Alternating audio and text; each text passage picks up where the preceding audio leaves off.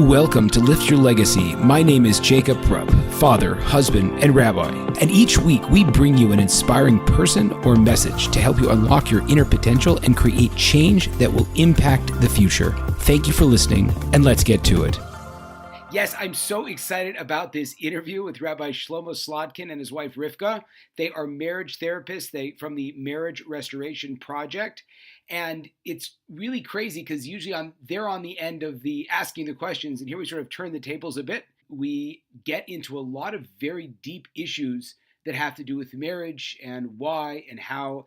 And they said some stuff that, I've been studying this stuff for quite a while and I had never thought of or ever, never heard of. So with that, I ask you to sit back, relax, and enjoy the show. Rabbi Shlomo and Rivka, please tell us how you got involved in marital counseling, why this is your calling, and what you look to accomplish with couples that come to you. Should I start? Okay. Well, 16 years ago, we got married. Actually, today is our 16th anniversary. Yeah. Thank you. And when we first met, it was like, we knew, our first date was 7 hours long. We just kept talking and looking into each other's eyes. And we just I could tell he knew and I kind of knew. And so it was kind of like a fairy tale. We just kind of fell in love. We went out 12 times, had a beautiful wedding, got married, moved into this little cottage on a dead end street, a cul-de-sac. And it was like the dream life. And then a few months, I don't remember how many months into our marriage, but we started to have some problems. And it was so shocking to us because we were so in love and there was no reason for us to be having problems. We always considered ourselves as people that worked on ourselves growing up. My parents were divorced and I knew I am not going to repeat the same mistakes that I saw. But sure enough, we had no idea what had happened and what we were going to do. So it happened to be Shlomo was in school anyways for counseling psychology, but he wasn't quite sure what his I was studying to be a rabbi. And actually, I think I had almost finished by then. I wanted to have a pulpit. But at the same time, I was getting my master's. So this is when we got to the point where we actually got counseling ourselves. How long into the marriage was it, if I could ask? That was 2 years when our daughter was born. That was so we had things were going on before that, but it got to the point where it's just we need to do something. Yeah, when we had our first kid. It's just not gonna be pretty if we don't take action. So we're all friends here because we just met, but what were some of the issues that you saw pop up? Oh goodness. There's a funny one we joke about it now, but it wasn't so funny then.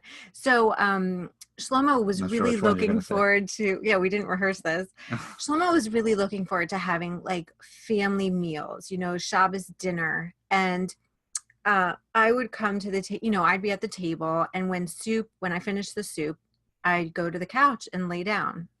And he would be sitting there all by his little lonesome self. And he'd say, can't you sit with me, at the table? Why don't you come join me? And I'm just like, no, I'm really tired. I'm full. And it really started to bother him. And I also felt pressured. This is after I made the meal too. She was tired from cooking all day. I feel like okay. So yeah, he was very good about cooking. Passion there, but it just kept becoming a problem. Yeah, we would just kind of tiff about that and little things like that, but they started to grow into bigger repeat performances that were harder to get over. And so it happened to be coincidentally, you could say, I had heard about this kind of therapy called Imago from when I was getting my hair styled one day, and Shlomo, I'd heard about it in grad school. Someone did a book report on it. So, and I remember I'd seen the book before, but I had someone that I was a colleague of mine who recommended specifically an Imago therapist for us to work with that helped her and her husband. Yeah, and the cool thing about it, I remember the hairstylist had said to me, she goes, it's something where one person talks and the other person does not respond until the sender is finished. So the sender talks and the other person listening has to repeat back verbatim what the sender says. And I thought, that's so weird. What's the point of that? And she goes, well, that way you really know that you were heard. So I thought that was kind of interesting. And literally the first time we went, when it was over, we were like back in love, like just that first amazing. Session. And literally the first time. The first session, yeah, and 90 minutes, and we were just like, it was just amazing, and we're like, wow, this is, I can't believe that therapy actually works. And I'm getting a psychology degree, like this is amazing stuff. And as we kept going, he said to me, why don't you? I think you should do the Imago training. It's a really good thing to do. You never know. You're training for psychology. You're in the rabbit. Maybe it's a good idea to do that. So he recommended that I do that, and it turns out that we almost took a pulpit somewhere, and then we wound up not taking it. And I was doing the training, finishing up the training at the time, and then I just kind of realized that this was really this was the path, my calling, what I really needed to do, and this was my some people call it my ministry, rabbinate, or whatever you want to call it. I was remembering, because Jacob, you said like some of the fights that we had. I remember the very first session, one of the things I came in so aggravated about was in our daughter's room, there was a closet rod in her closet that had fallen and pulled out a section of the wall. And every time I would go into her room, I'd see this closet rod and all the clothes on the floor. And I just was so irritated about it. And I kept asking Shlomo, could you fix that closet rod? Could you fix it? And it never got fixed. So when I came to that first session, I was so angry. And by the end of it, I remember David, our Imago therapist, he said, what does this remind you of? And we went back to the childhood piece, which is what Imago does. It says that 90% of something, if it's hysterical, then it's historical. So if you're feeling hysterical or really incensed about something, usually it's because it's old. So he was helping me to see, like, what about this closet rod is so upsetting to you? Like, what brings it, what does it bring up for you? And I do remember thinking in that moment, like, oh, this makes so much sense. As a kid, I had to do everything myself. Nobody would help me. I had no support. The house was chaotic, and I had to, protect myself in my own space. And I took care of my things, but I did it by myself. And it really brought back those same feelings. So I realized that. And when I heard that, instead of feeling, oh, you're nagging me by fixing this thing, I'm not a carpenter, I don't know how to fix these things, it's like, leave me alone already. I was able to have compassion, not feeling threatened, but actually having compassion for you, Rivka, and realizing, wow, like now I understand why it bothers you so much, and I feel so horrible that you had to, have those experiences growing up. So that helped us feel connected, very connected by the end. So that's really fascinating. I'm looking at this from my angle, and I don't know much more about your background, but as my wife and I became observant, I also came from a home where my father was an alcoholic and he left, and my father-in-law passed away when my wife was a teenager. And so both of us kind of had this lapse of a father figure growing up. And what massively appealed, and I used to say to my students, like, do you want the people to ask, like, oh, why did you become religious? But I would say, do you want the intellectual answer? And I would go into, like, the Torah is true. But then I would go into, do you want the emotional answer? And both my sister and I sought out Judaism in a certain sense, and Orthodox Judaism, because we perceived that there was such a focus on the family and such a, we had never seen grown-ups actually get along with each other, which if you come from a divorced home sort of makes sense. You're like, oh, I didn't know you could actually be, above 30 and still in love with somebody. Mm-hmm. What was really fascinating, and I think that this is something that perhaps you could provide insight in, was right before I was getting married, I read The River, the Kettle, the Bird by Rabbi Feldman.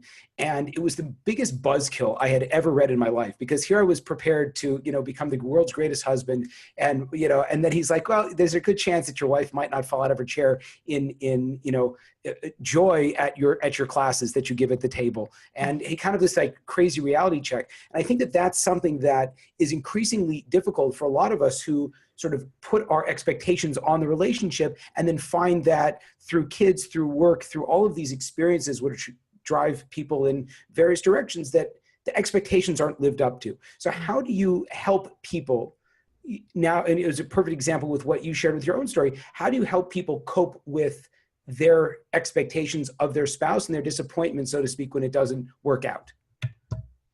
Well, I think that part of it is understanding and exploring why it's bothering them so much and why they need it so much.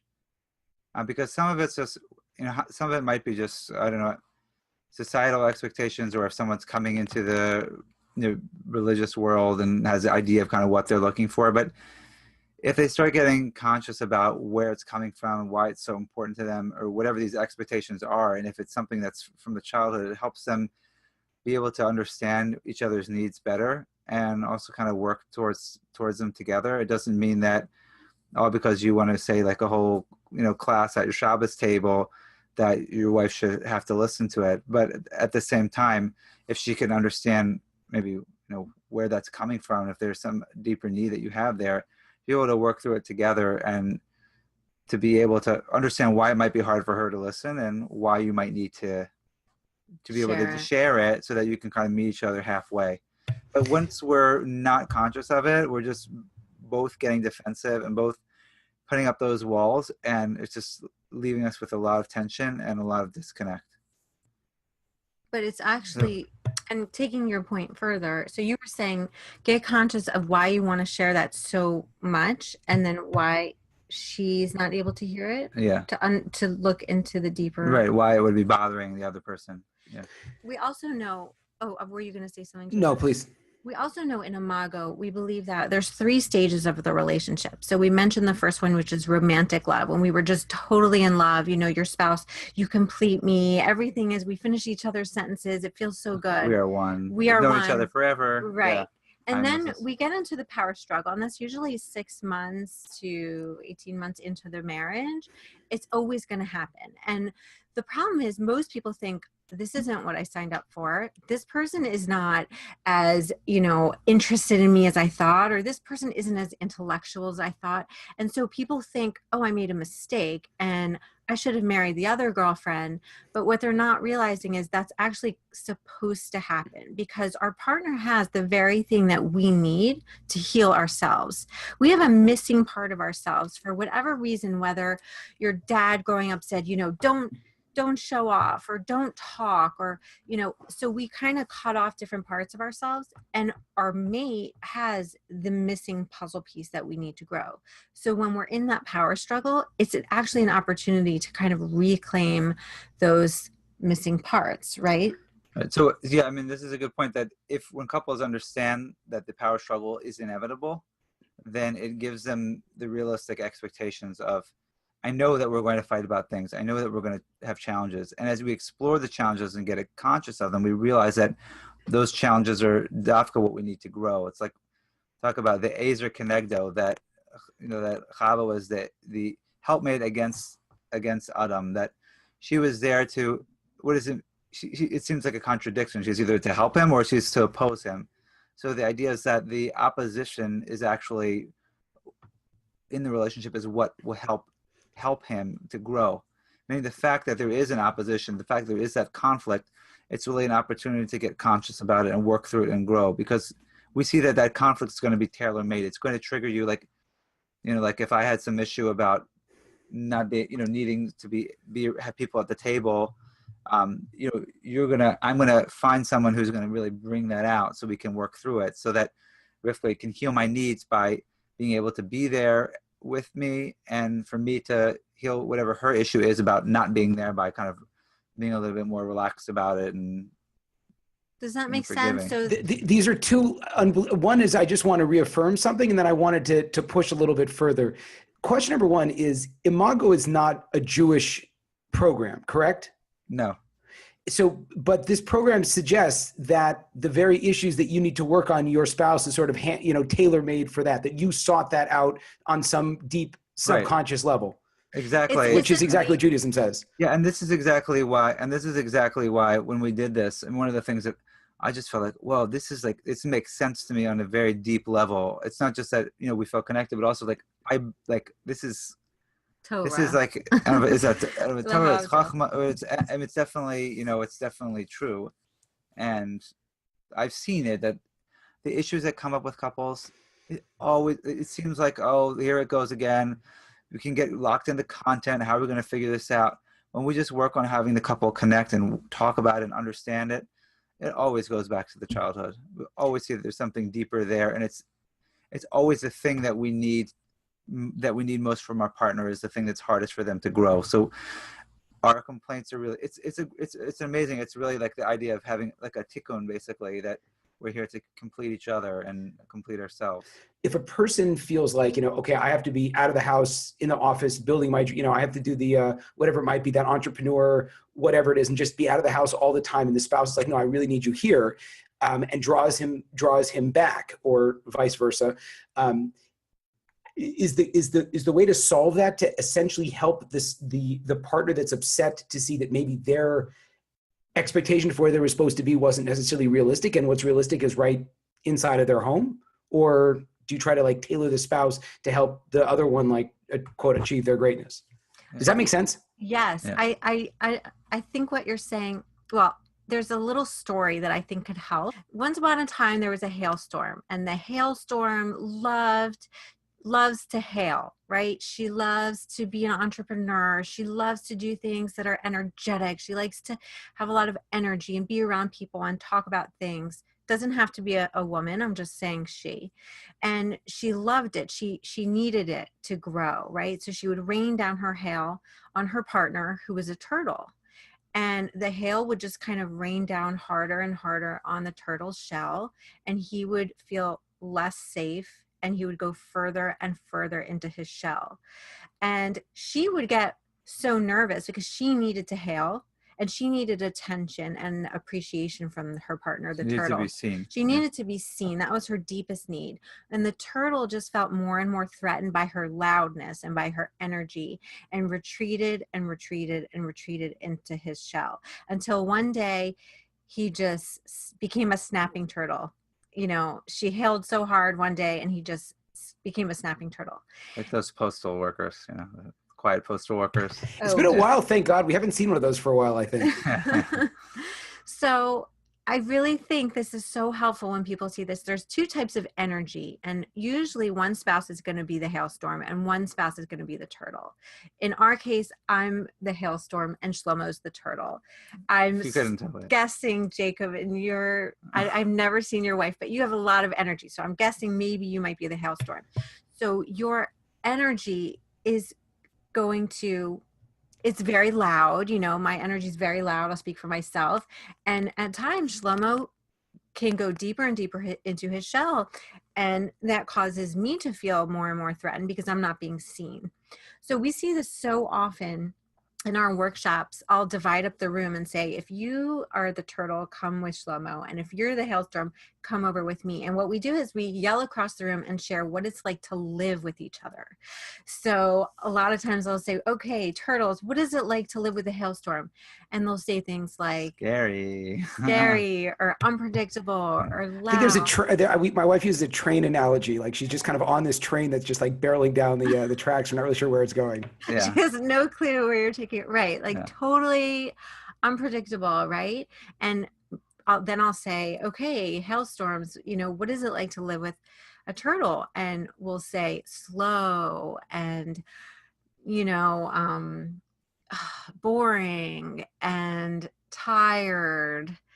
And this happens like all the time with thousands of couples, more than thousands, but thousands that have read our story on our website, and they're like, oh my gosh, like I'm the hailstorm and she's the turtle, and I get it.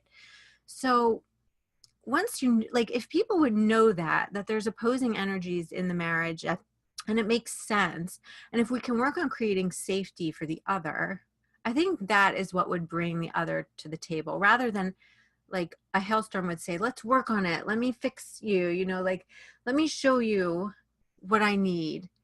I think it's both people in this case. I mean, like, I'm just thinking about the wife at home. I'm saying the wife at home, the husband at the office. We could explore, why does it bother her that he's not home? Maybe she should really be supportive of his career. He's going to be very successful. So if she could get over her issue, that would be helpful. At the same time, maybe he needs to be more balanced and be at home. So it's kind of, I think it's both people have to be able to work and talk about it, so they kind of reach a happy medium.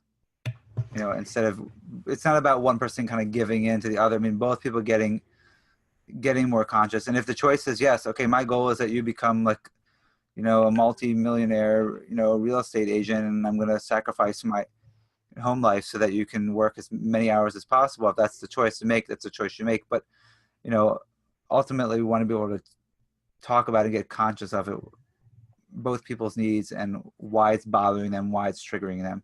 Because if you're not conscious of it, then there's just going to be a lot of tension and resentment. I guess that's key, is consciousness.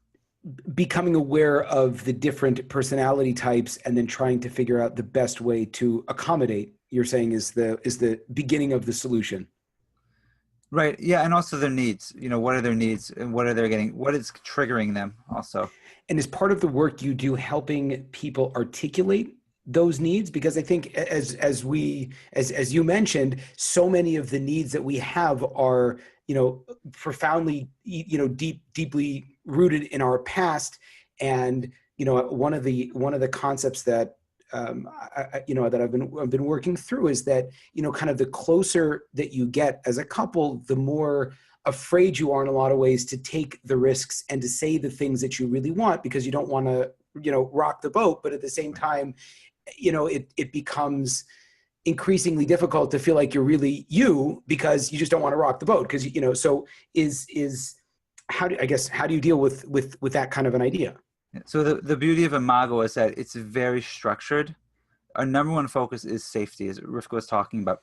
We have a very structured format so that we know that if we have an issue, like even if things are going well, if we have an issue, we're less reluctant to think, well, I don't want to bring this up because, things are okay now. I don't want Rivka to get all upset with me. We know that if we could have a dialogue, is what we call it, an Imago dialogue, that we will be able to feel heard and to share and not worry about the reaction, because we'll explore it and we'll, like, at least with kind of working in the session with a couple, I will help them explore these issues, talk about them, and then help lead them back to the childhood piece to see if there's anything that's familiar. But remember, we said there's only one sender and one receiver. So if you say, honey, if you ask your wife, honey, there's something I'd like to speak about with you, is now a good time? And she says, yes. Then when you say, like, when I want to be at work and you keep asking me to come home, I feel annoyed. So she couldn't go, she can't say, what are you talking about? I don't ask you to come home. We never do that. She has to say, so what I heard you say was, when I am at work and you ask me to come home, you feel annoyed. Is that right? Did I get you? Is there more? She can't say anything from her own world because she's visiting your world. And it stops that reactivity so that you can have a safe conversation. Because the problem is, anytime you have these type of contentious conversations, there's often going to be reactivity. People are going to get defensive. And the beauty of this is that it really allows you to have one person talk and really help the other person calm the reactivity and realize that it's not about them. As we said before, it's the 90-10 rule, that it's usually it's 10% about that trigger and 90% about whatever it's evoking. So if you're sharing something that's bothering you with your spouse, if they know about this process, they're already going to know that, okay, that frustration you have with me is only a small part of it. Let me get curious to hear about where it's coming from, because I know it doesn't have, it's not about me. It's about what's bothering you and the past. So the question is, in terms of tailor making your marriage to be completely problem-free, is that something that we're aiming for? Or are we going to say that despite the fact that you could totally build a very easy life for yourself, the benefit of marriage is X? Does that make sense? Like, yeah. What is the end goal? Just to be very simplistic, what is the end goal ultimately of marriage? What are you trying to achieve on a, person to person level and on a individual level? And then I guess if you could say even further, if you have children, that model that you're trying to instill in your kids. Yeah. Well, I just want to say, I was saying before about the 3 stages of relationships, right? So there's romantic love, then there's the power struggle, and the third one, which is the end goal, is called real love, which is like where you're conscious marriage. Marriage or real love. So it's when you're connected.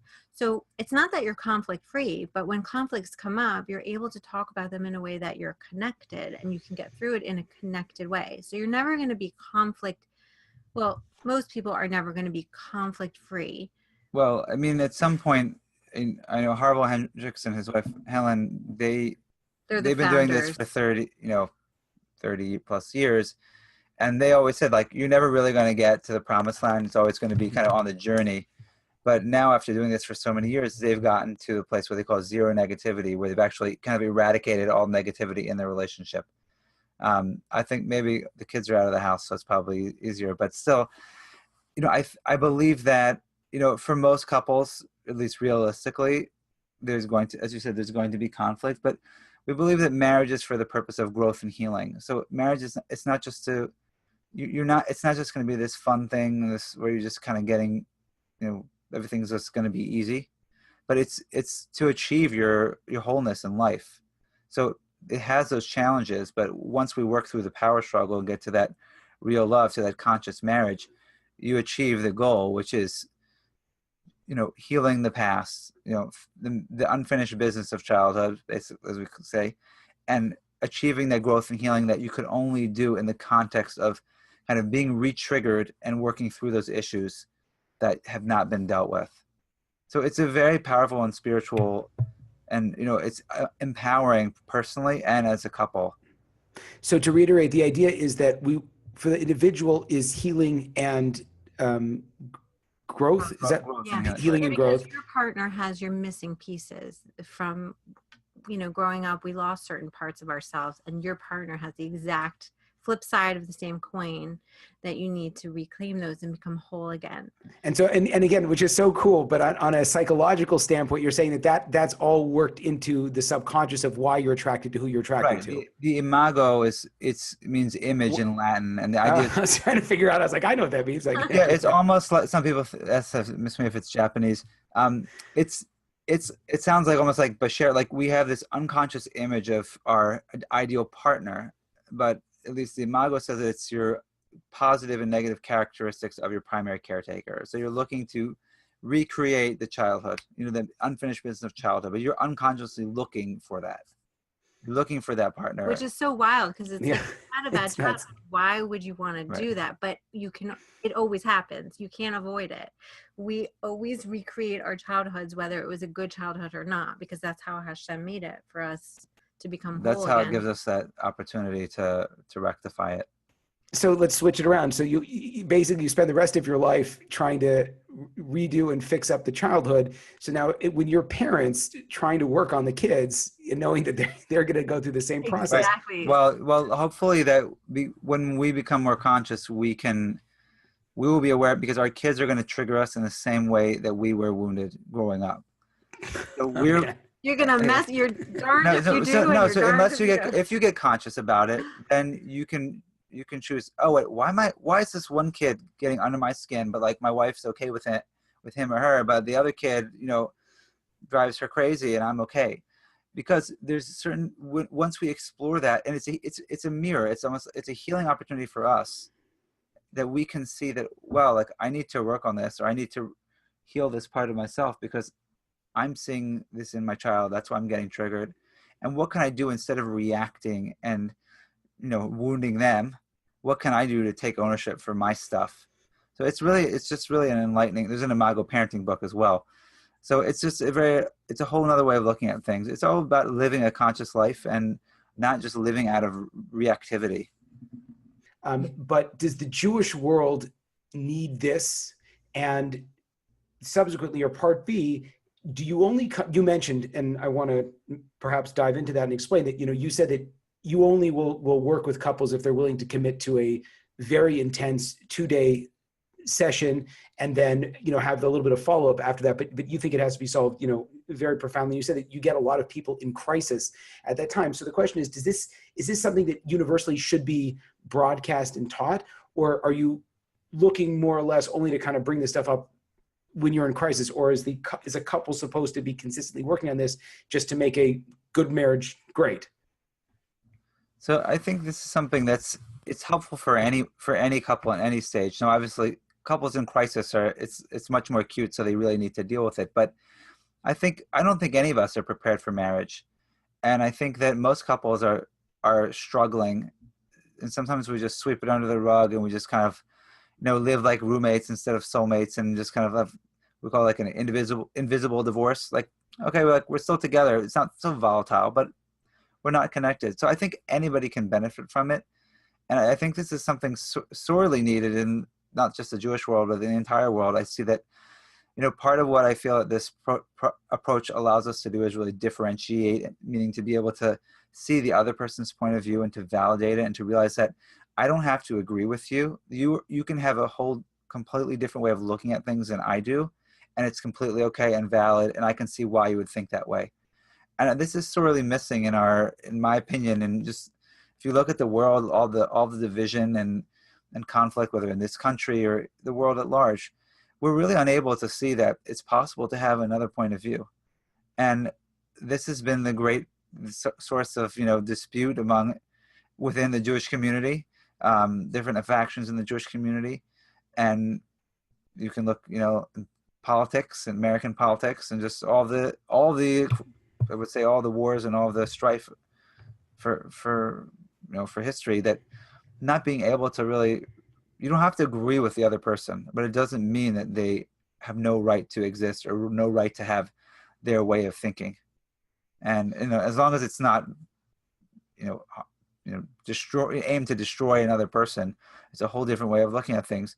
And that's what we're learning how to do in a marriage, in the imago process, to really enter the world of the other, validate the other, be able to see the other person for who they are. And as much as we think when we got married that, we're just the same person, but we're not the same person.